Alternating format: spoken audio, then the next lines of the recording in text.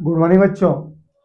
Current electricity पे drift speed resistance और current density के ऊपर एक क्वेश्चन हम करते हैं। क्वेश्चन देखें आप।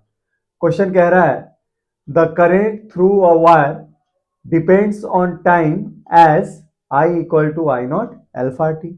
एक वायर से करंट ऐसे फ्लो हो रहा है कि उसका टाइम के अनुसार वैसी वेरिएशन ऐसे दिया जाता है, जहां पे आई नॉट एक कांस्टेंट है जो वैल्यू 10 एम्पियर के बराबर है और अल्फा भी एक कांस्टेंट है जिसकी वैल्यू 4 एम्पियर पर सेकेंड के बराबर है।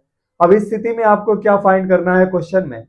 Find charge cross through a section of the wire in 10 second. उस वायर से 10 सेकेंड में टोटल कितना चार्ज फ्लो हुआ है ये आपको निकालना है ना बच्चों। भाई एक वायर है ना, ये वायर है। अच्छा, इस वायर से जो फ्लोइंग करंट है वो कांस्टेंट नहीं है, वो टाइम के अनुसार वेरी कर रहा है।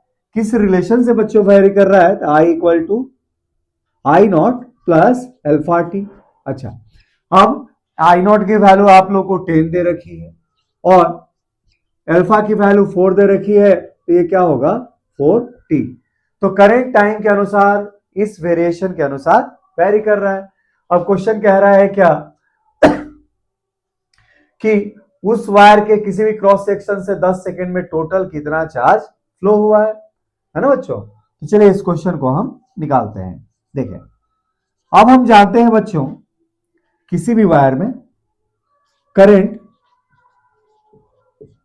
At time T, instantaneous current किसी भी कंडक्टर या किसी भी मटेरियल के अंदर किसी भी टाइम टी पे कैसे दिया जाता है? तो ये दिया जाता है I T equal to D Q by D T relation से, जहां पे आप कह सकते हो कि डी क्यू अमाउंट की charge D T time interval में फ्लो हुआ है। तो फ्रॉम दिस रिलेशन आप लिख सकते हैं, फ्रॉम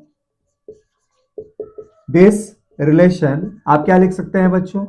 ऐसे लिख सकते हैं, flown charge in time interval D T equal to क्या हो जाएगा?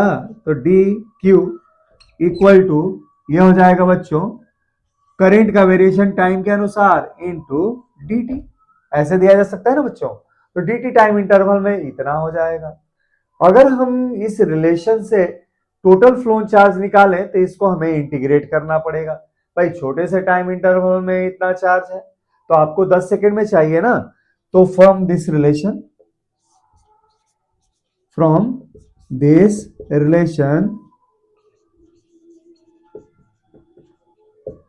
टोटल फ्लोन चार्ज कैसे दिया जाएगा बच्चों?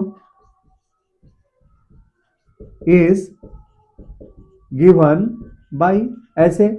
तो dq आपको ये अमाउंट जो दे रखी है बच्चों स्मॉल dt टाइम इंटरवल में, ये है आई dt। अच्छा अब क्या लिख सकते हैं? हम इसको इंटीग्रेट करते हैं। इधर अगर हमारे पास क्या है बच्चों?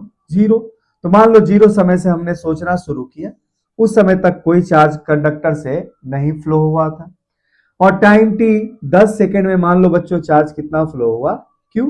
तो हम इस चीज को ऐसे इंटीग्रेट कर सकते हैं total flow charge in 10 second में कैलकुलेट करने के लिए।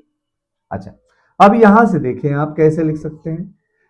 चूंकि करंट आपका टाइम के अनुसार इस रिलेशन से वेरी कर रहा है, तो अब इस इंटीग्रेशन को ऐसे लिख सकते हैं, इधर एलएचएस में आ जाएगा क्यू, है ना। इसको इंटीग्रेट करेंगे तो क्या आएगा? 1 और क्यू माइनस 0 अर्थात कि क्यू हो जाएगा इंटीग्रेशन। ऐसे हो जाएगा ना बच्चों।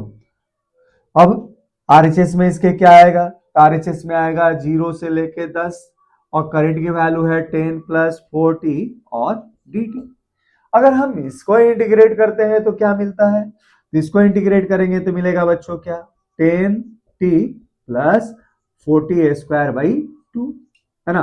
तो इसको डायरेक्ट हम लिख दें यहाँ पे बच्चों, है ना, डायरेक्ट लिख लेते हैं। ये इंटीग्रेशन हम करते हैं तो हमें क्या मिलता है? तो मिलता है 2t स्क्वायर और लिमिट क्या है आप लोगों के लिए बच्चों? 10 और 0। अब देखें, दो इस रिलेशन में प्रत्येक एक्सप्रेशन में यहाँ t है तो 0 रखेंगे तो गैप हो जाएगा, तो हम लिमिट में 0 ना रखें। आखिर में आएगा माइनस में 0 तो रखने का फायदा नहीं है, केवल हम 10 रखते हैं। ये वैल्यू हो जाएगी बच्चों क्या, 10, पहले से है टी में 10 रखा, 10 इंटू 10 प्लस 2 इंटू 10 का स्क्वायर, और लास्ट में आप जीरो रखे कोई फायदा नहीं है ना, फिर भी रख दिया मैंने, जीरो है, ये देखें तो कितना हो जाएगा 100, अच्छा 200, तो ये कितना आ जाएगा बच्चों 300 गुलाम। यह आपका बच्चों क्या होगा, फाइनल आंसर हो जाएगा।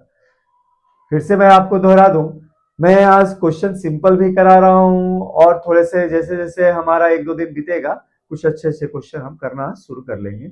एक्चुअली में कुछ बच्चे कह रहे थे सर कुछ क्वेश्चन सिंपल भी करा दीजिए, मैंने कहा चलिए आपको कॉम्बिनेशन दे देते हैं सिंपल और कॉम्प्लिकेटेड का।